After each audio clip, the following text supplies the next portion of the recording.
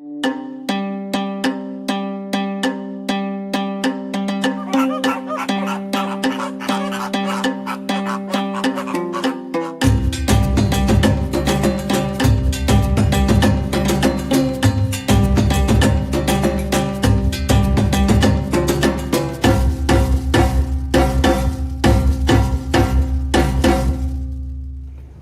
in, everybody. I'm Devon O'Day, along with Jim Bartoo. Hi.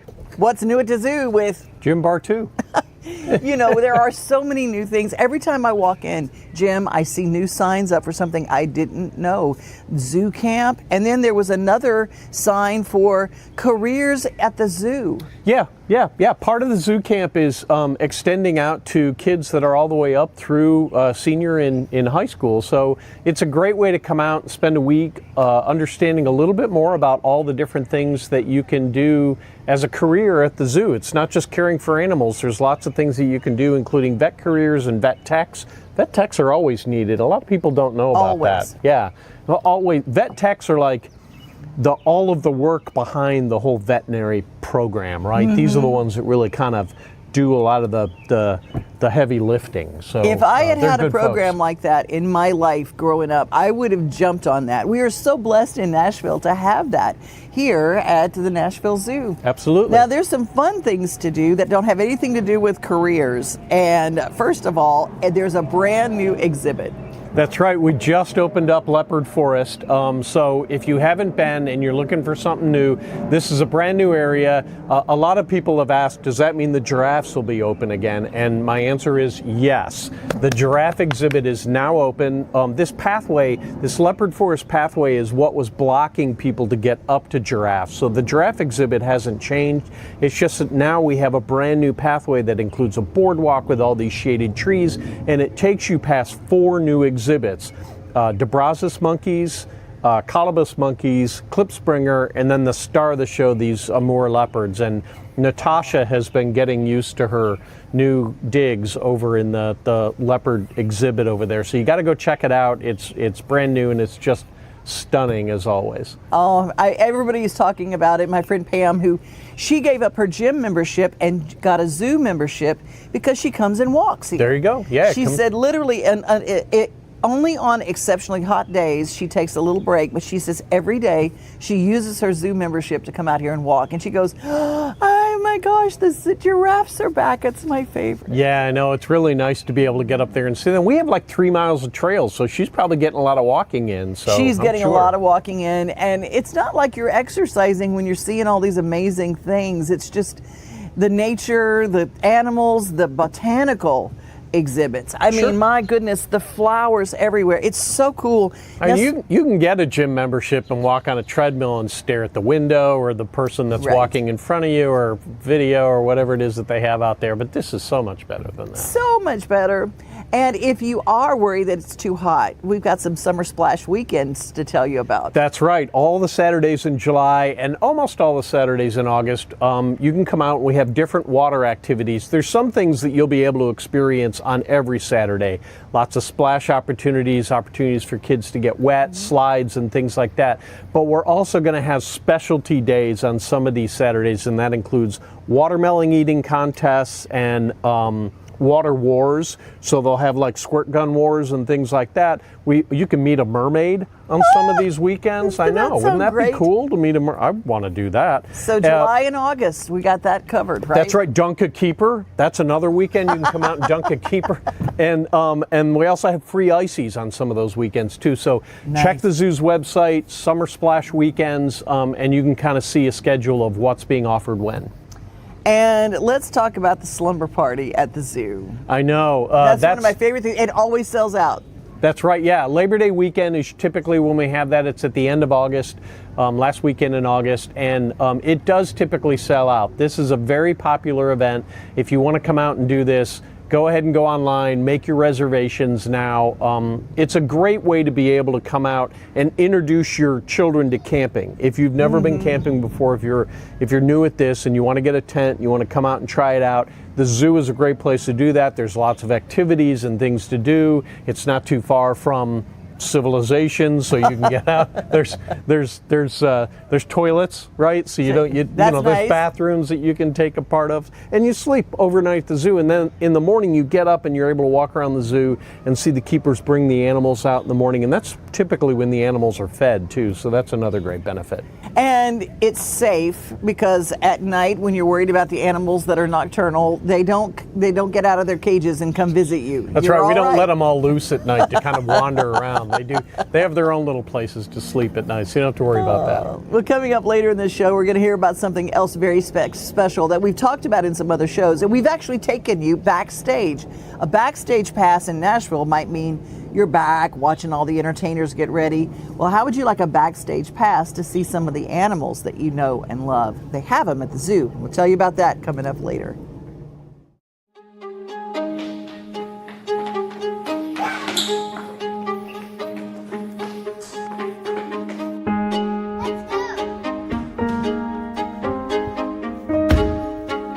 You girls having fun? Yeah, I'm going to key of my own pretty soon. Me too. Good night, Kia guy. Good night.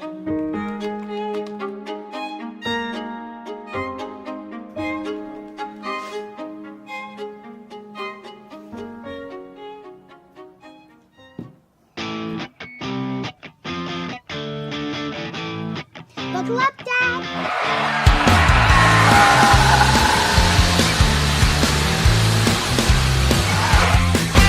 Are we there yet? At Kia of Murfreesboro, we're here whether you're ready or not. Busy bee, yeah, busy bee. If you need Hold on, y'all, hold on. I need to make a call. Hey, this is Brianna with Busy Bee. I'm giving you a call to let you know your technician is on his way. 3-3. Guys, not yet. Not yet. Busy bee, oh, Now busy I'm ready, bee. guys. Call 775-7833. Deep in a forest at Nashville Zoo, new creatures here for you to view. Phantoms graced in black and white swing high in trees of dappled light. In rocky crags, tall and steep, small antelopes with nimble feet. A wise old man with beard of white, a sentry perched on stony height. Amidst it all, a hunter lies, with coat of gold and steely eyes. A new adventure just for you. Leopard Forest at Nashville Zoo. Open now.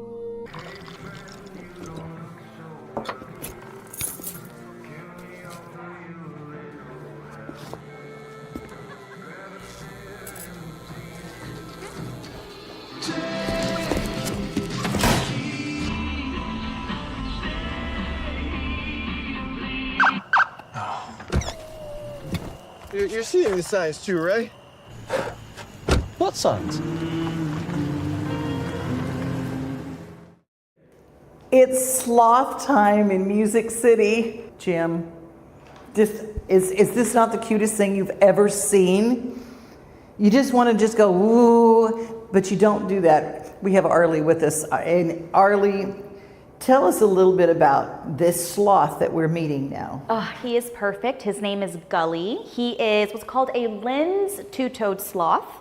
So two toes really just describes the number of feet that the number of toes that they have on their front feet. I was about to say, there's 3 back here. Yeah, so all sloths, no matter the species, have 3 toes on their back feet, but only two-toed sloths have 2 toes on the front feet. And then there's also such thing as 3-toed sloths, but they have 3 toes on both the front and back feet.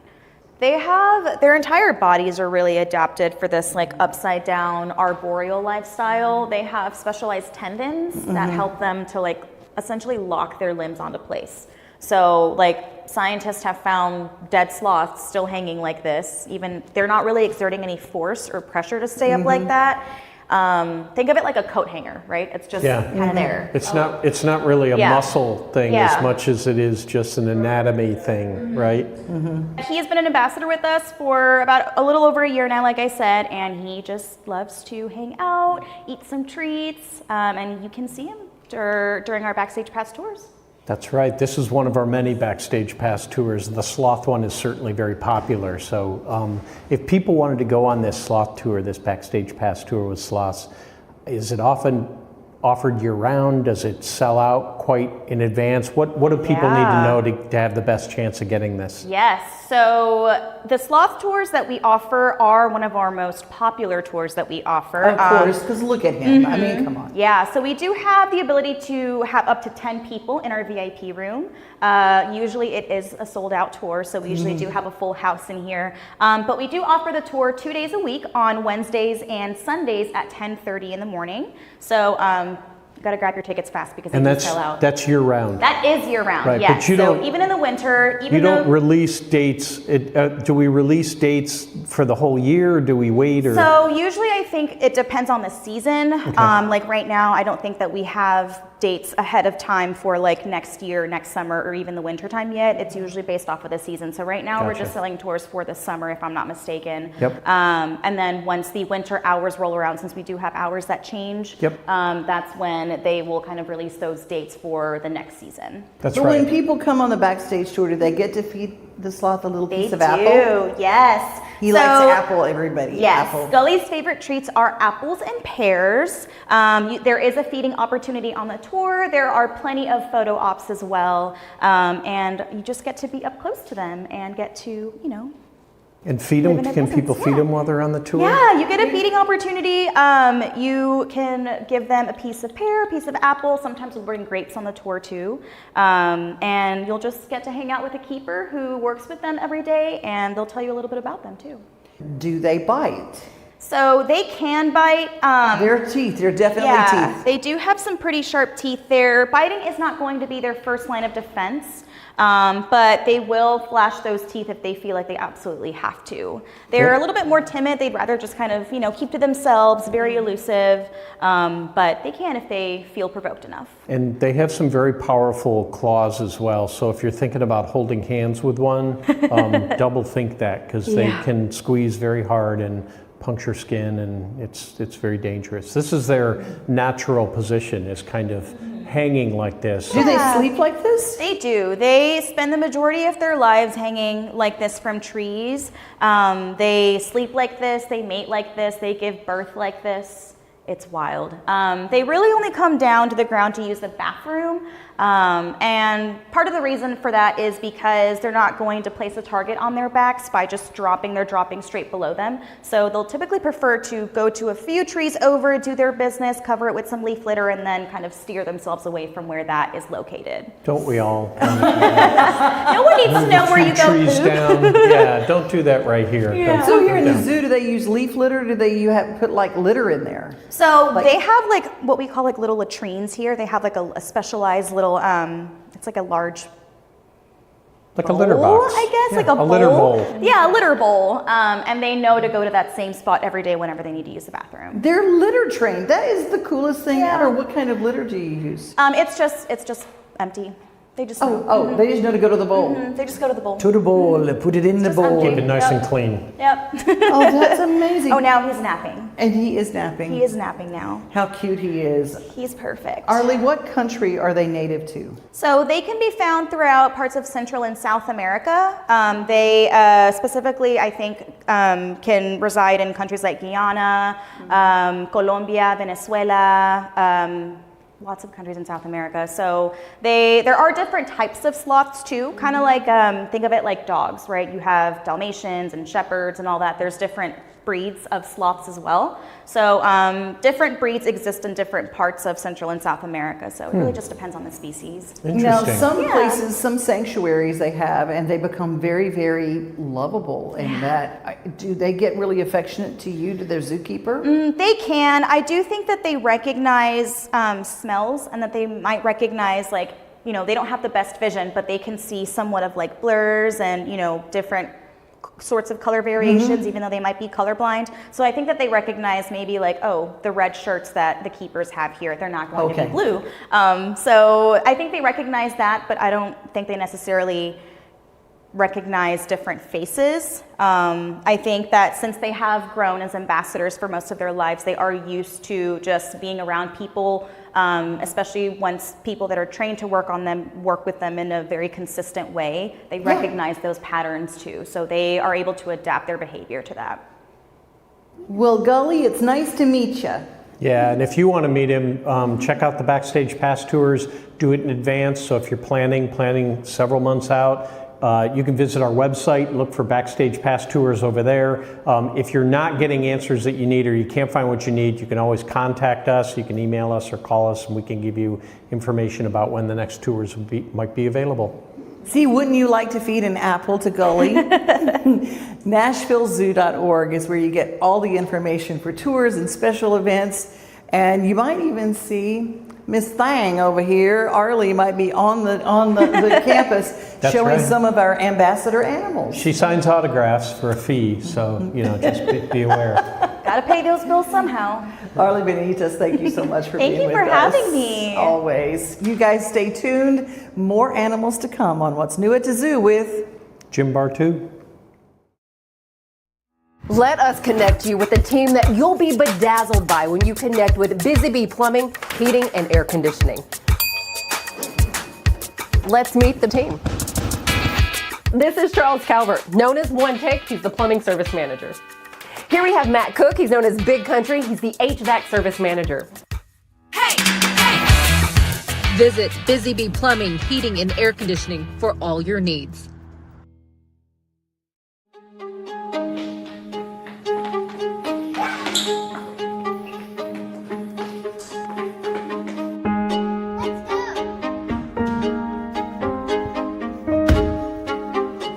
Having fun? Yeah, I'm going to key of my own pretty soon. Me too. Good night, Kia guy. Good night.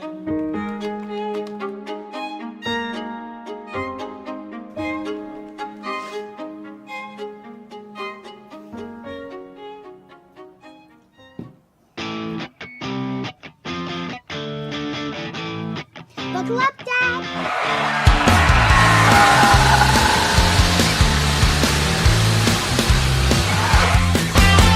There yet?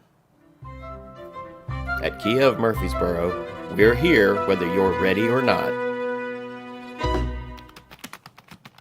Deep in a forest at Nashville Zoo, new creatures here for you to view. Phantoms graced in black and white swing high in trees of dappled light. In rocky crags, tall and steep, small antelopes with nimble feet. A wise old man with beard of white, a sentry perched on stony height. Amidst it all, a hunter lies, with coat of gold and steely eyes. A new adventure just for you.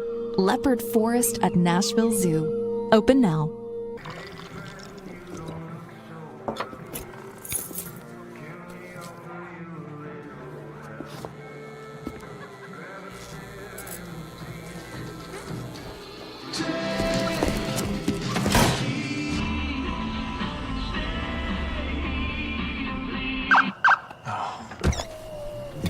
You're seeing the signs too, right?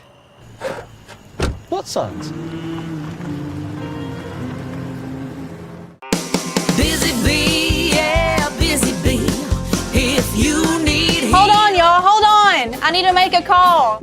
Hey, this is Brianna with Busy Bee. I'm giving you a call to let you know your technician is on his way. 3-3. Bee, oh, busy bee.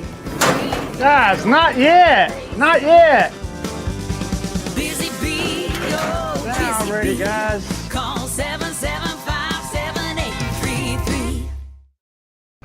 And it's my favorite time in the show. It's when the live animals come out and Lindsay Schick joins us. It's so good to have you. Oh, thank you so much for having us. Introduce us to Walter. So this is Walter. He is a screaming, hairy armadillo. Can you guess how he gets his name?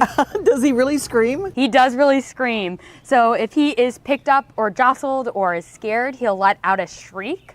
And that kind of deters predators from they get a little startled, and then he's able to scoot away. Has he done that with you all when you've picked him up before? Has he screamed at all? He has not. He's been pretty docile and pretty good about being being handled. But we have had one of our females. She screams sometimes. So what does it sound like? Can you give me a little, yeah. Are you sure? Yeah. Are you positive? Mm-hmm. Okay. Yep. He's a little. That's pretty loud. It is very loud. Wow. It's a screech. And that just kind of shocks the predator into dropping Yeah, him. they'd be like, oh no, Whoa, and then it what gives is them a that? chance to Yeah. run away. Okay, cool. Hey. That's fantastic. Well, now this isn't the kind of armadillo we see around here. How many different species of armadillo are there, and where is this one found? That is a great question. I believe there are 7 different species of armadillo. This one is found in Central America. The one that is found here in Tennessee and in more the United States is the 9-banded armadillo. Right, so those are the much ones you larger. see up on the road. Yes. Okay. Yep. These guys, originally from Texas, deserty more areas, but with climate change, they've found it more suitable to be up in Tennessee most of the year. They've migrated. They've migrated, Yeah, yes. that's cool. Isn't that something? Yeah. I mean, and that's what people like. You know, what the term back in Louisiana we used to call is people would cut possum on the half shell. Yeah. You know. Well, they kind of do look a little like possum with some armor on. Yep. Yeah, some armor. And speaking of the armor, how does that protect them? I mean, does it really help deter some of their predators? Yeah, so if something was trying to grab at it with like sharp teeth or nails, they would have a lot harder time getting and breaking skin. So it kind of would just like slide off a little bit more. It is the same material that is found in our fingernails, just much harder and a lot Keratin. all Yeah. over. Yep. Yeah, that's great. Now, I have heard that armadillos will roll up into balls if they're frightened like that. Does this one do that?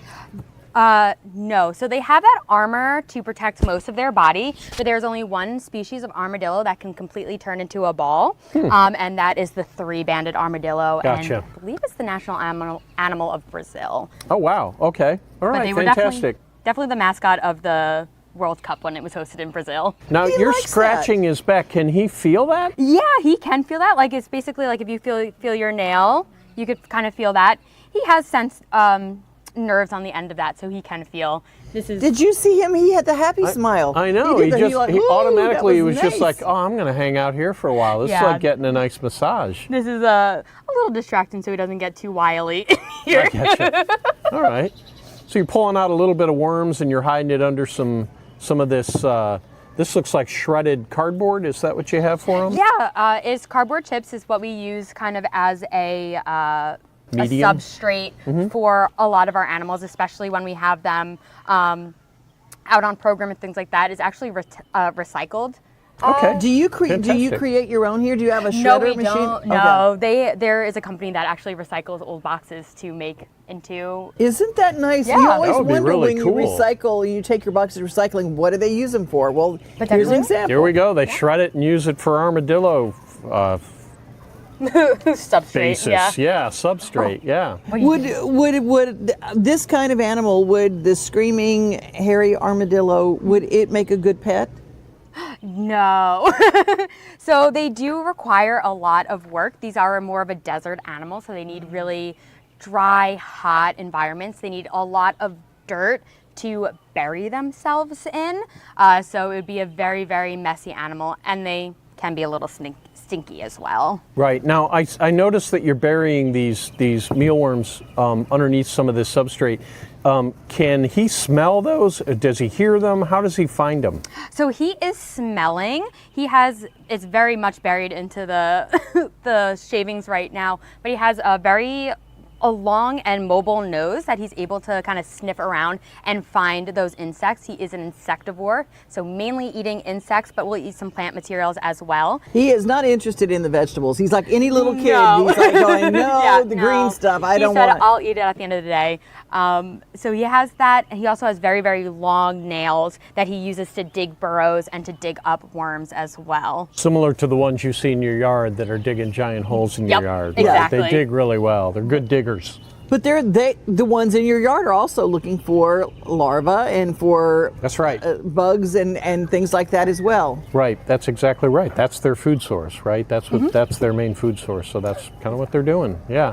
Well, I mean, how do they live a long time? They look They look like they're almost a little prehistoric. Have they been on the planet for a long time? What is their lifespan? So they have been around for a really long time. They're actually in the families Xenarthrids, so they're related to sloths and anteaters. Oh, wow. Okay. And they've had species of animals have had this kind of plate on them for a really long time. They're pretty prehistoric. Walter really likes this. Walter really likes it. He is 13 years old, so it's technically geriatric. They could live to 10 to 15, especially in human care. So he is an older gentleman, but that does not stop him. He is part of our SSP program, or Species Survival Plan, and secret news for all of you guys, but he is a dad. That's right. Yeah, we have a baby hairy armadillo. If there's anything that's cuter. Yes, and they look like little pink squishy guys, and within the first week they are starting to get that armor on him. So congratulations, Walter. Yeah. He is a dad again. And that's true with porcupines too. When they're born, they're soft. The little spines are really soft and flexible, and then they harden up quickly over time to kind of get that protection. The porcupines have guard hairs on them, so it's like brown, helps them blend in, and then within about a week to 2 weeks they are covered in quills. Yeah, and they harden up, and then they're super sharp. And anyway, different animal, but same idea. Same kind of process. Yeah. Well, man, this is fascinating. Thank you. Yeah, this is Are great. there any special things, like do they have to get shots, inoculations? Do they have to get, like any other animal, do you need to worm them? I mean, for parasites, what is kind of the medical care that you have to do with these? So he does get an annual exam. He does get a West Nile and a rabies shot. So basically, it's almost the same ones that they give to dogs, but in a smaller amount since he's much smaller. Gotcha. And then we just check up on his health. We'll do blood tests on him as well. Like I said, he is a little bit of an older gentleman, so his scoots, that's what that armor is called, in the back are a little bit funky. Just like as we get a little bit older, we can't heal as well if something were to go wrong. So he just has a little bit back there. Male it's like pattern a baldness. receding scoot line. Yeah, exactly. Yeah, male pattern I gotcha. baldness. That's right. So it just doesn't, as you get older, you don't. But he sure does like that little scratch back there. That puts him right to sleep. Look at that. He's just in heaven right now. It's like, I'm mesmerized. Mesmerized. He just loves it. Thank you so much for bringing him in. Yeah, no problem. Walter is my favorite. I'm not gonna lie. I love taking him out. He's one of my favorites. He's just such a ham. He's darling. And a daddy, and I hope you got something good for Father's Day, Walter. If he's like most fathers, he's like, just a little time alone would be Just good. a little time. That's all I need. Just that and a worm. Good mealworm. We're good to go. Thank you so much, Lindsay. No problem. Thank you for having me. Did you request working with armadillos? I did not specifically, but Walter got moved from our one education building to the one that I work in, and it has been like the best change in my entire life. Oh, He's such a doll. I absolutely love it. I give him scritchies every single day. He deserves it. Thank you guys Thank you so much for watching. We love when you guys come out and ask, and you might even get to meet Lindsay walking around when you're out here. And who knows, you might even get to meet Walter. Thanks to our wonderful sponsors, Kia of Murfreesboro. Get your car serviced with all the heat. Don't forget, make sure you got plenty of coolant in your cars. And Kia Murfreesboro's got the greatest service team ever. And Busy Bee Heating, Plumbing, and Cooling. Oh, y'all. Now's the time. They really are busy bees this time of year. I'm sure they are. Yeah, it's been a hot one, so I'm sure that they've been very busy. But, if you want to get somebody to come and fix your AC or your plumbing, or it's a good time to start getting your heating looked at, because it's not going to be long before the weather turns. So these are the guys to call, Busy Bee. Busy Bee. Always keeping everything busy and keeping things cool. NashvilleZoo.org is where you go for all the information of what we talk about on this show. Don't forget, a family membership is the best present you could give your family. It is, yeah. And we sell the gift certificates, so you can just pick them up anytime. See you next time, guys. Bye.